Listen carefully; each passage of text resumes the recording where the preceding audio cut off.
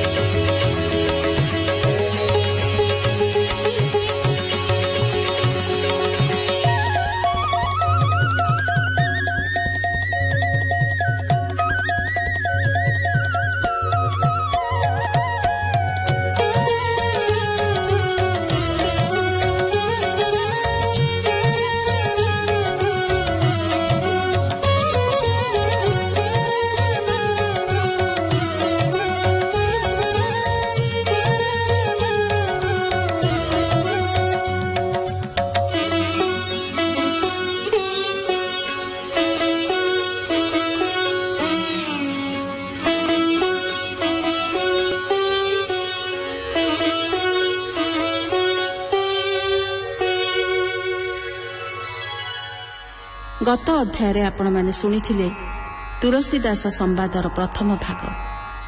आज सुनिबा एहार द्वितीय भाग।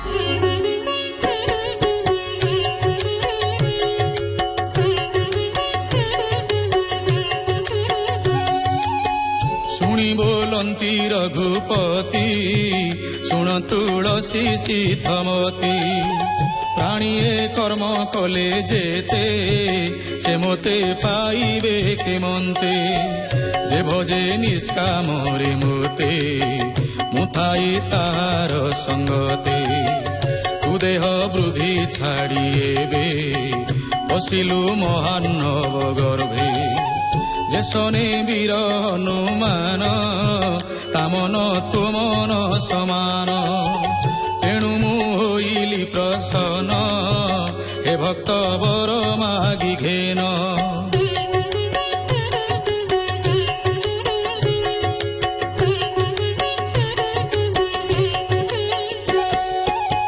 शुणी तुलसी गद गदे, नमिला श्रीरामर पादे। काकुष्ठे कहे धीर वाणी, हे सूर्य वंश चूड़ामणि। जेबे तू बर देबु मोते, बांछिले देखुथिबि तोते। एही स्वरूपे तीनि मूर्ति, दर्शन करुथिबि नीति। अस्तु बोइले भावग्राही, आनंदे भक्ते वर देई। तक्षणे हेले अंतर्धान, शुण हे सुमन राजन।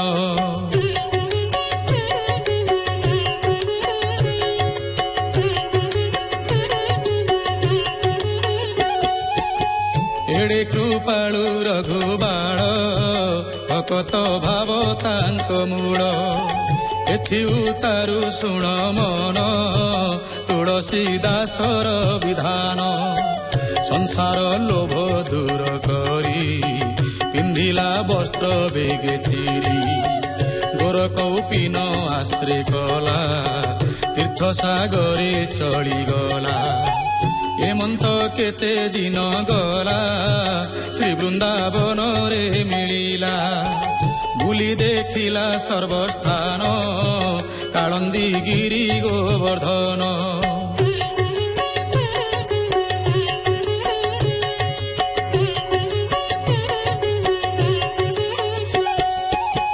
द्वादश वन आदि जेते, सर्व देखिला विधिमते। प्रवेश हेला एक मठ, जे मठ वृंदावने श्रेष्ठ। गोपाल दास अधिकारी, जे मठे प्रभु पण करी। कहीं दियंती सदावर्त, दिव्य भोजन रुखा भात। जे कृष्ण बोले ताकू नेई, उत्तम भोजन दियई। जे राम बोले रुखा भात, दिय बोलंती से महंत। हेमंते बेले से तुलसी भावे मिलिले तही आसी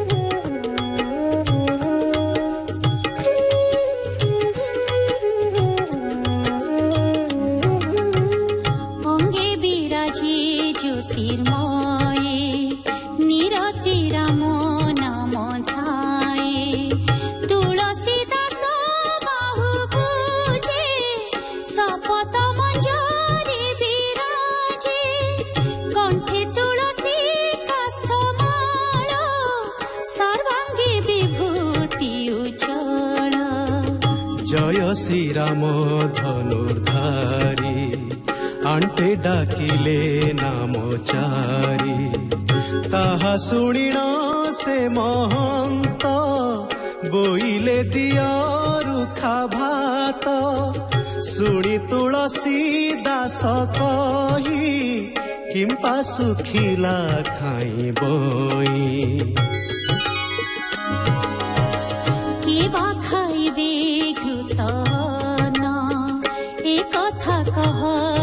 बहन पुणी कहिले अधिकारी जे राधा कृष्ण नाम धरी मठरे पाए दिव्य स्नान से भुंजे दिव्य शालियान जे सीताराम नाम धरे से पड़े बगड़ा अन्नरे शुणी तुलसी दास हसी बोले मु राम नाम घोषी खाइबी अमृत भोजन राम महिमाए बेघेन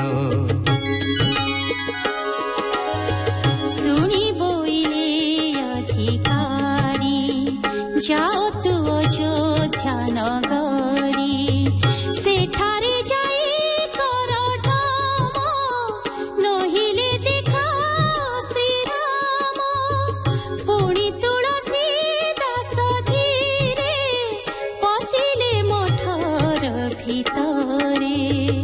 तही विजयानंद बक्सी पहड़ समय होइछि आंटे कबाट छंती किली तही तुलसी दास मिली बोइले नम रघुमणि अशेष ब्रह्मांड कारेणी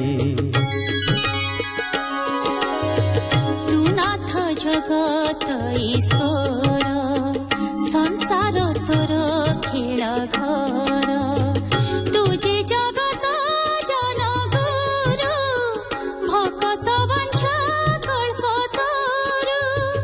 तोर आज्ञारे आखंडल रवि शशांक दिगपाल शेष विरंची सदा शिव 33 कोटी देव सर्व संसार पाळु छंती नित्ये तोर आज्ञारे जे झामते तेणु शरण गली तोते तू नाथ कृपा कर मोते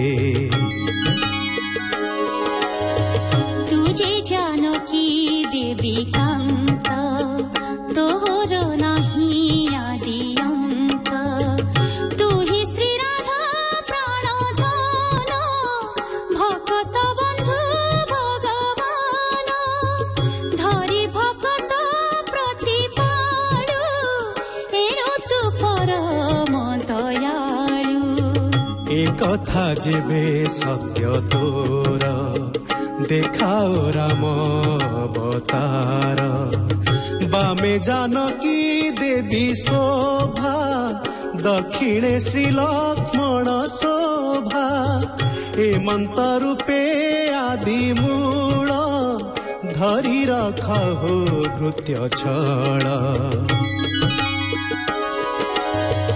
नोहिले सरीला तुलसी ताहा जानिले ब्रह्मराशि से क्षणी कृष्ण रूप जाए श्री राम रूपे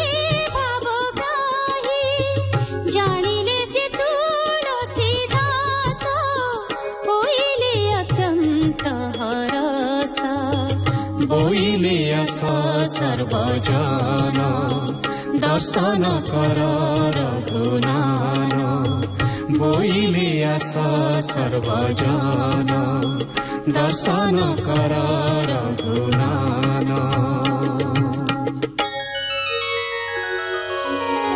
ହେମନ୍ତ ଶୁଣି ଅଧିକାରୀ ଡକାଇ ଆଣିଲେ ପୂଜାରୀ କବାଟ ଫିଟାଇ ଦେଖିଲେ ସମସ୍ତେ ଆଚମ୍ବିତ ହେଲେ ଅମୂଲ୍ୟ ରତ୍ନ ସିଂହାସନ ବିଜୟ ଶ୍ରୀ ମଧୁସୂଦନ ଶ୍ରୀକରେ ଧନୁର୍ବାଣ ଧରି ଭକତ ଛଳେ ବିଜେ କରି ହୃଦରେ ପଦକ ବିରାଜେ ବୀର ବାହୁଟିବେ ନିଭୁଜେ ପରେ କଙ୍କଣ ଶୋଭାବନ ହରଇ ପ୍ରାଣୀଙ୍କର ମନ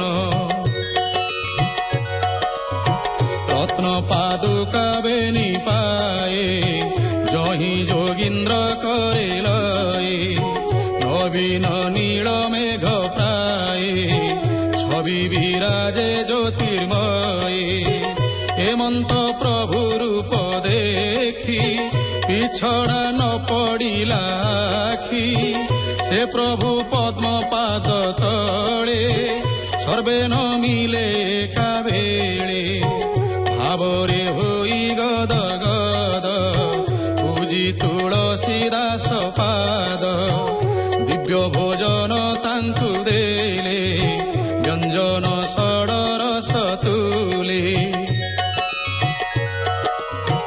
বইলে ধন্য তো জীবন বসতু কলু ভগবান আজি সুফল আম্ভ দিন পাইলু শ্রীরাম দর্শন এবে মন্ত তুম্ভে কর ভকতি ঘেনিণ আম্ভর শ্রীরাম হন্তু অন্তর্ধান বিজে করন্তু নন্দনান মুরলীধর রাধাকান্ত আম্ভে তা দেখিবু সমস্ত হেমন্ত বলি গলে চলি পুଣି কবাট দেলে কিଳି তুলসী দাস ভক্তি ভরে মস্তকে করণী বেশিলে অনেক রূপ কলে স্তুতি তাহা জানিলে শ্রীপতি তক্ষণে অঙ্গ পালটাই শ্রীরাম কৃষ্ণ রূপ হই রাধা স্বরূপ বৈদেহী লক্ষ্মণ সখা রূপ হই ত্রিভঙ্গী রূপে বেণু পাণি তাহা তুলসী দাস জানি কবাট ফিটাইণ দেলে সমস্তে দেখ বইলে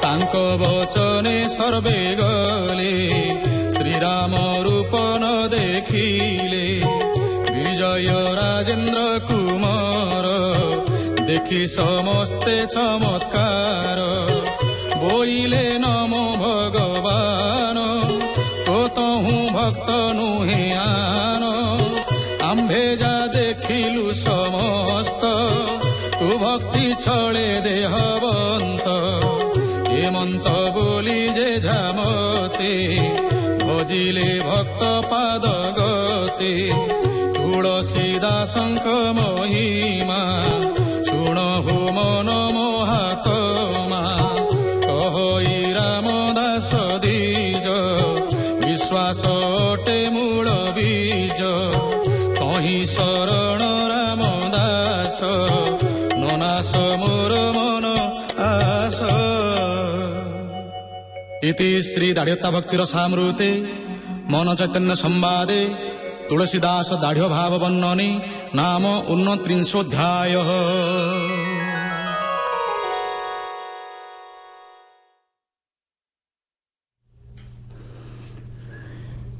ଶୁଣୁଥିଲେ ଭକ୍ତ କବି ରାମଦାସ ବିରଚିତ ଦାଢ଼୍ୟତା ଭକ୍ତିରେ ତୁଳସୀଦାସ ସମ୍ବାଦର ଦ୍ୱିତୀୟ ଭାଗ। ଏହି ଭାଗରେ କଣ୍ଠଦାନ କରିଥିଲେ ଅରବିନ୍ଦ ମୁଦୁଲି, ଶୈଳଭାମା ମହାପାତ୍ର ଏବଂ କରୁଣାକର ସେଠୀ। ବେତାର ସମ୍ପାଦନା ଡକ୍ଟର ରବୀନ୍ଦ୍ର କୁମାର ବିହାରୀ, ବର୍ଣ୍ଣନା ଝରଣା ଦାସ, ସଙ୍ଗୀତ ତାରାକାନ୍ତ ପଣ୍ଡା, ପ୍ରଯୋଜନା ଦୀପକ ସାମନ୍ତରାୟ। ଶ୍ରୋତାମାନେ କାର୍ଯ୍ୟକ୍ରମ ଶୁଣୁଛନ୍ତି ଆକାଶବାଣୀ